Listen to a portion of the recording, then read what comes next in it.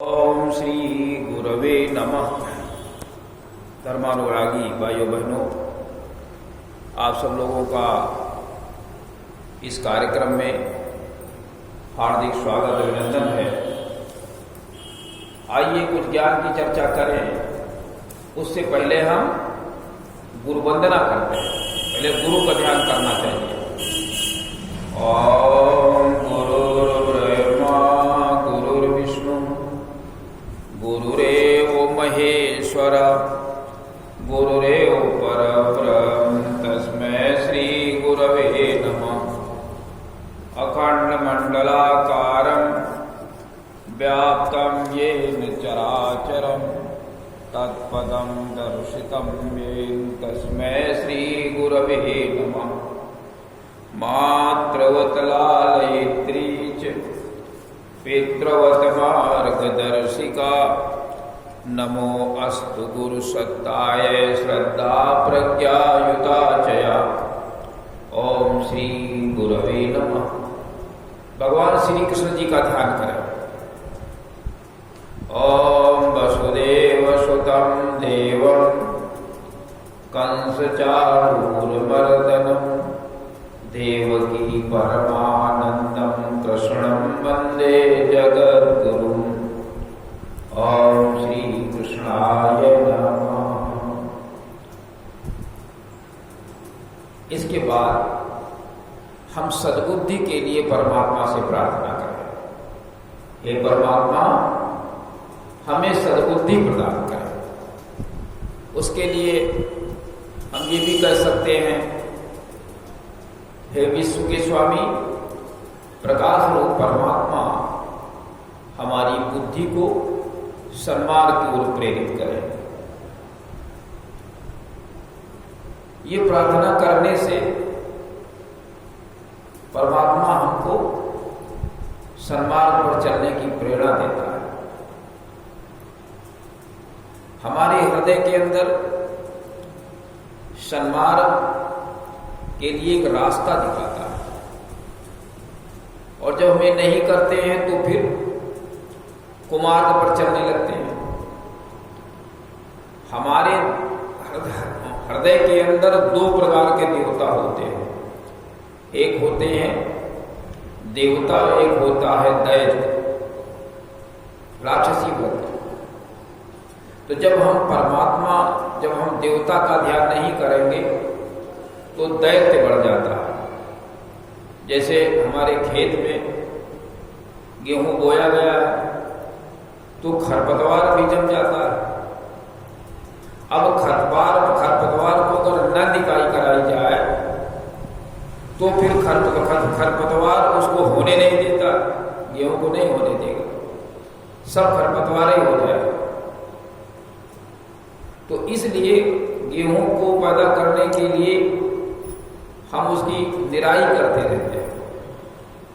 उसी प्रकार से हमारा देवता बलवान बना रहे तो हम परमात्मा से प्रार्थना करते हैं कि हे ईश्वर, हमारी बुद्धि को सन्मार्ग की ओर प्रेरित करें। ये कहते रहते हैं। दिन में 2 बार करना चाहिए, सुबह और शाम।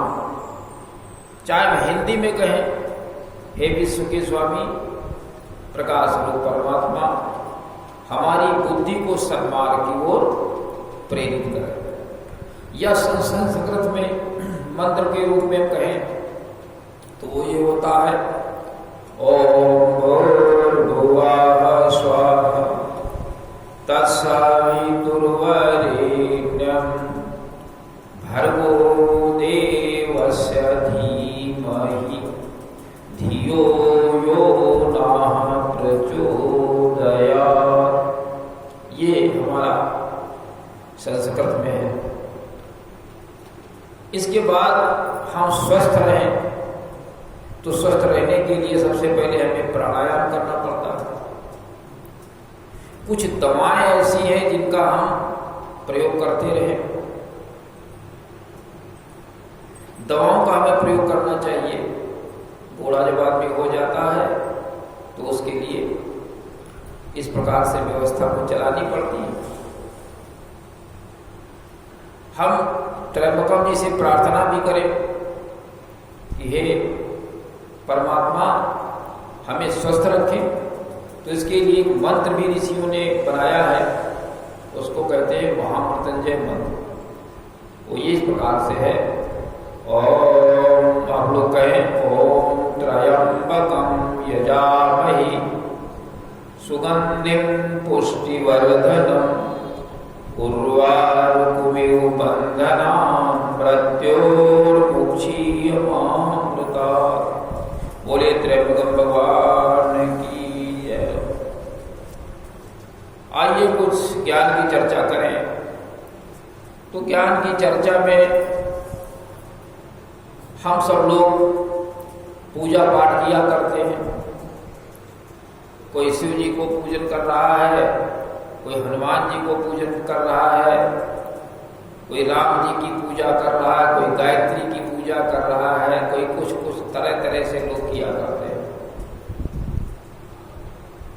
और ये चाहते हैं कि उनकी कृपा हमको मिल जाए, तो हमारा सब काम बन जाए, कोई बाधा ना दे पाए, कोई बीमारी ना आने पाए, खूब पैसा घर में आ जाए, सारा काम हमारा सब बन जाए, ऐसा हम लोग सोचा करते हैं।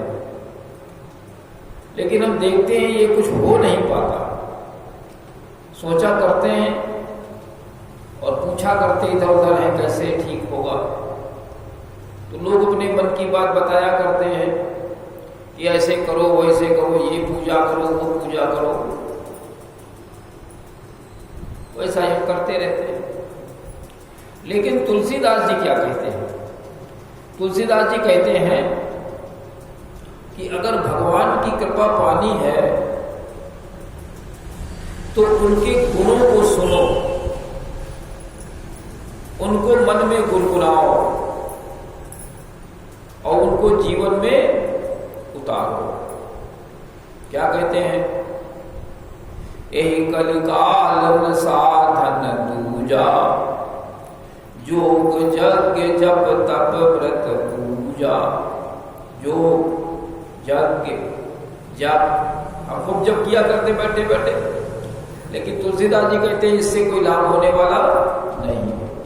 जप तप किया करते बैठे बैठे, अब तप का अर्थ खाना नहीं खाएंगे, जप करेंगे खूब बैठ के, स्नान करके तीर्थ व्रत करेंगे, घूमेंगे इधर उधर देवताओं में। ये सब क्या है? इसको तप कहते हैं लोग। लेकिन तप ये नहीं, भगवान वेद के गुणों को, वेदों के ज्ञान को प्रचार इधर उधर फैलाना तप कहा जाता है। वेद में जो ज्ञान दिया है उसको हम चारों तरफ फैलाएं, भगवान के गुणों को जन जन तक पहुंचाए, तो इसको कहते हैं तप। भगवान के गुणों को जन जन तक पहुंचाना, ये तुलसीदास जी तप के रूप में कहते हैं। जैसे हम यही याद कर रहे हैं, क्या कर रहे हैं? भगवान के गुणों का गान कर रहे हैं, पहुंचाने का प्रयास कर रहे हैं लोगों के पास। नहीं आते हो तो हम लाउड स्पीकर लगा घर में तुम्हारे पहुंचा रहे हैं। ये क्या हो गया? भगवान के गुणों को जन जन तक पहुंचाने का काम हो रहा है, इसी को तप कहते हैं। पढ़ते हैं, मेहनत करते हैं, सब व्यवस्था बनाते हैं और सबको घर घर तक पहुंचाते हैं, ये हमारा तप हो गया, इसको तप कहते हैं।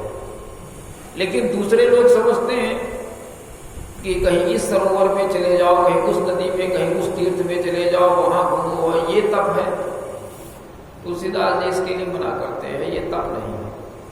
तप है वेद के ज्ञान को जन जन तक पहुंचाना, ये तप है। तो कहते हैं कि राम ही सुमिरिय गाय राम ही, और संतत सुनिए राम गुण ग्राम। भगवान के गुणों को लगातार सुनो, क्योंकि भगवान कैसा है? भगवान गुणों का मंदिर है। गुणों का समुच्चय है। भगवान को समझ लीजिए गुण का एक भंडार है, उसके अंदर भरा हुआ है, जैसे कुठले में गेहूं भरे होते हैं। समझिए कि भगवान के शरीर में सब गुण ही भरे हुए हैं, गुणों का भंडार। तुलसीदास जी ने लिखा है कि भव बारिधि मंदिर सब विधि सुंदर गुण मंदिर। ये भगवान गुणों का मंदिर है, गुणों का घर है। सुख पुंजा, सुख का पुंज भी है। तो भगवान गुणों का समुच्चय है। भगवान के गुणों को जीवन में हम उतारे और चलाएं तो भगवान हमसे प्रसन्न होगा। लेकिन हम ऐसा नहीं करते, हम खाली बेलपत्र चढ़ा करके, फल फूल चढ़ा करके, लड्डू ये सब खिला करके ही खुश करना चाहते हैं। इससे भगवान खुश होता नहीं। वाल्मीकि जी क्या कहते हैं इसमें? अब वाल्मीकि जी से राम ने पूछा हम कहां रहें। जब चित्रकूट में पहुंचे वाल्मीकि जी और राम जी, तो वाल्मीकि जी से पूछते हैं हमें वो स्थान बताइए जहां हम रहना चाहते हैं। तो वाल्मीकि जी कहते हैं अच्छा वो स्थान बताइए जहां आप कहीं है नहीं, आप तो हर जगह हैं, लेकिन फिर भी बताए दे रहे हैं। तो क्या बताते हैं? कहते हैं कि जसु तुमार मानस विमल ओ हंसिनी जी हा जासु तिनके मन मंद मुक्ता हल गुण गन चुनई और राम बसऊ ही तासु। आपके जो गुण हैं ये क्या है? मानस विमल। जस तुम्हार मानस विमल, आपके जो गुण हैं ये मानसरोवर के मोती हैं, मुक्ता है। और जिस व्यक्ति की जीव हंसिनी हो और उन मोतियों को चुने, हृदय में अपने उतार ले, उसके हृदय में आप निवास करें। जसु तुम्हार मानस विमल ओ हंसिनी जी हा जासु ओ मुक्ता हल गुण गन चुनई और राम बसऊ ही तासु। उसके हृदय में आप निवास करें। और क्या?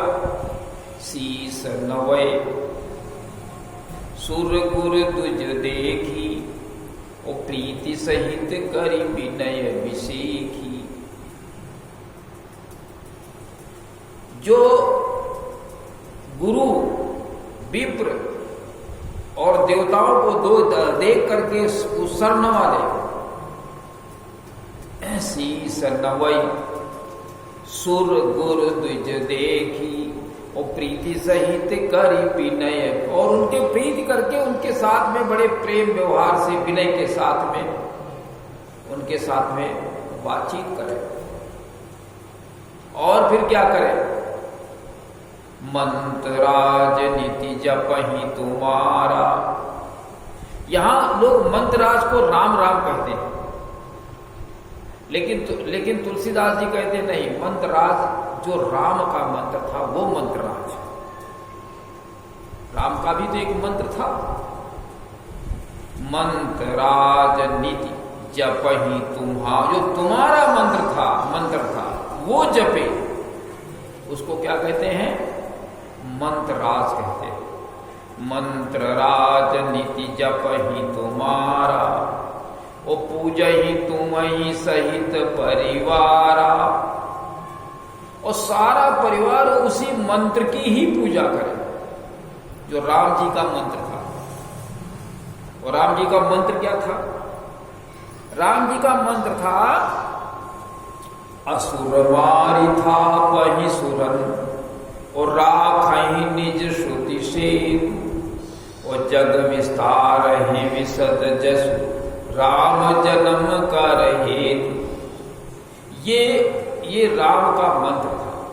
असुरता को समाप्त कर देवत्व की स्थापना करे, वेदों की रक्षा करे और वेद ज्ञान को जन जन तक पहुंचाए, ये राम का मंत्र। इस मंत्र को जो जपे, राम न कहते राम राम करो, इससे मतलब नहीं, रे जो राम का मंत्र जपे, जो तुम्हारा मंत्र जपे, और क्या करे, तर्पण होम करे विधि नाना, और विप्रजवाय देहि बहुदाना।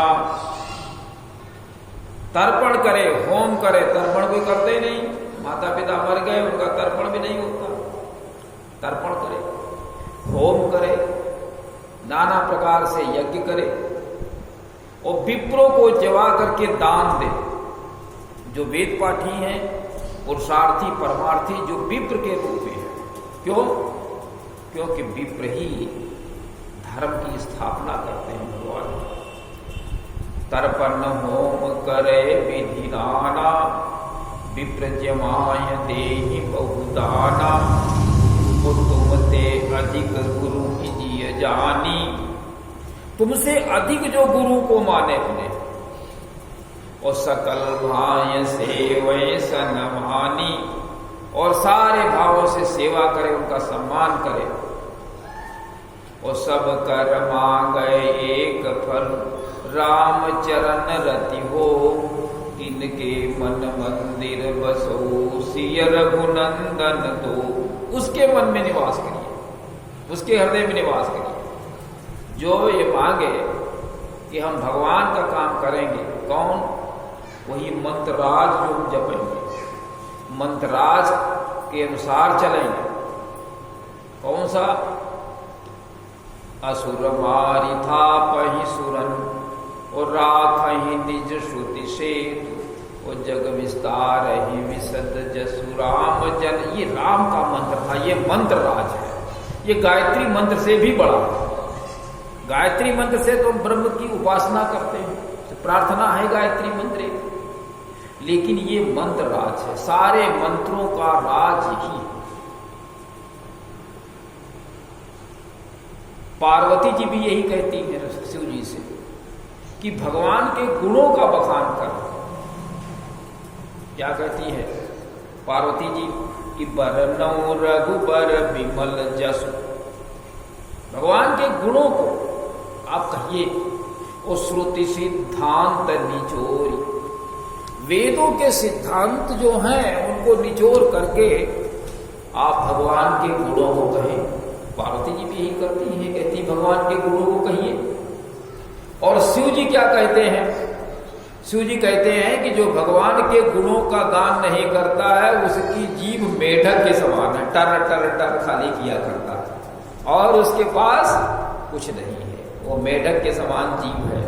ये शिव जी कहते हैं। क्या कहते हैं? कहते हैं जो नहीं करई राम गुण गाना। भगवान के गुणों का जो गान नहीं करता है तो क्या होता है? जीह सुदादुर जीह समान। उसकी जो जीभ है वो मेढक की जीभ के समान हो जाती है। तो अब इस हिसाब से हमें क्या करना चाहिए? भगवान के गुणों का गान करना चाहिए। देखिए एक जगह लिखा है कि ब्रह्म राम ते नाम बड़, और वरदायक वरदानी, रामचरित सट कोटि मह लिय महेश जिय जानी। एक तरफ ब्रह्म खड़ा हो, एक तरफ राम खड़े हो, लेकिन राम के गुण बड़े हैं। हालांकि सब ये कहते हैं कि राम राम बड़ा है, राम नाम बड़ा नहीं, नाम बड़ा नहीं है, भगवान के गुण बड़े हैं। उन गुणों को हम उतार करके जीवन में कुछ कर सकते हैं। तो सबसे बड़ा क्या है? भगवान के गुण है।